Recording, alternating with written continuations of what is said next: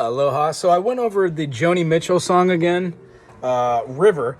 What I noticed was otherwise than it just staying with the C major and F major, it's using the F major and the second inversion. So it's leading with the C on the bottom here on the piano and guitar.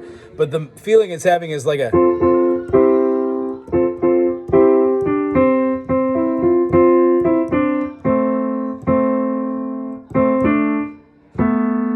has that G with that sus2. You don't really hear that lower note extension, which is why it meshes there. So it's got a...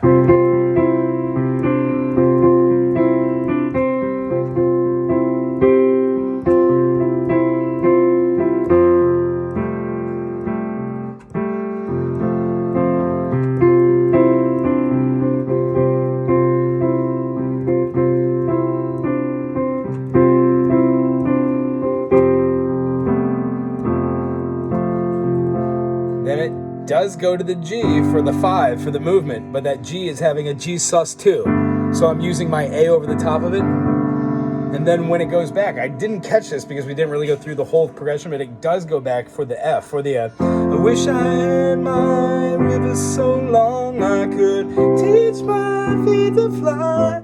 I'm feeling an F major up to G major. I'm using my C in my bass, but I'm playing an A minor over the top, so relatively the same. Da, da, da, da. Back to the F. F, 2, 3, 4, A minor sus2. So, and then it's gonna break back to our D minor.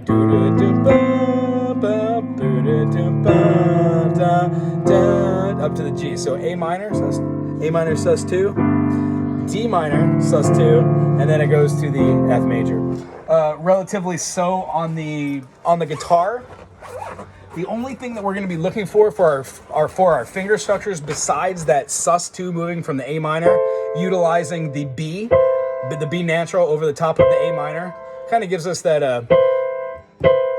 What was that? That song, the soap opera from the 70s. It's probably in C though. Something like that. A whole new world, brand new world, as the world turns. Some shit like that. So long story short is when we're using our A minor section here, we're using our B natural inside of there to be our sus. When we're breaking it down to our D minor, utilizing the E for our sus, the quick fingering that I'm doing is keeping my F natural on both of those, and then using that also for my movement from the G sus to my F sus to the F. With the melody, it works over the top. The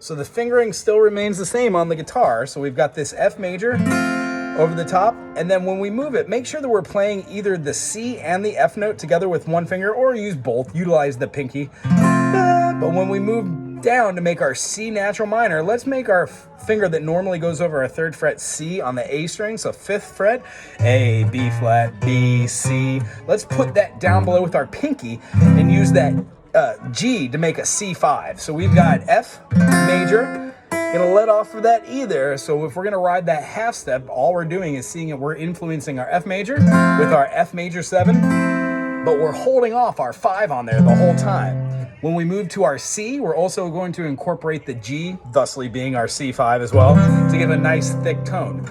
The only other movement I did not capture in this is when it goes to the I wish I had a river so long. It stays with that F major 7. Wish I had a river so long. Moves it up to the G major, not major 7.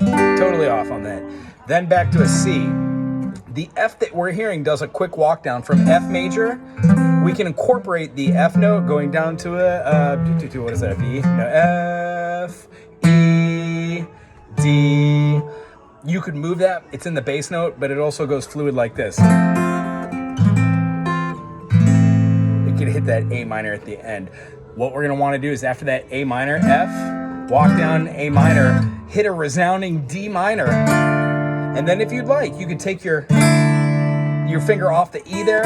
Thusly, that E over the top of that D is gonna be a sus, and it's gonna hold it for you. I would also suggest maybe a D minor 7, but you would have to switch your fingering from your D minor down here and then put your D minor up here and remove your pinky. You could also play an inverted D minor down here, but it feels weird and too many open notes. So bar chord it is, 5th fret, playing on the 5th string, the A string for that D note pop, and we're gonna play the A minor pattern.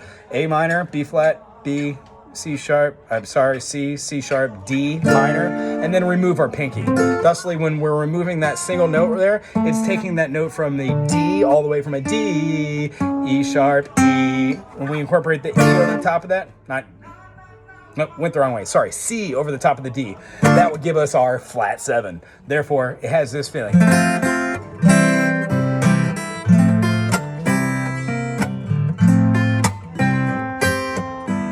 That's where that high G comes in. Dun, dun, F. Walk down A minor, 2, 3, 4, D minor, 2, 3, 4, D7, 2, 3, 4. Back to the F, where it drones on that C, that F sus. Inevitably does a whole step move up and then goes into a D minor and vamps out with that same.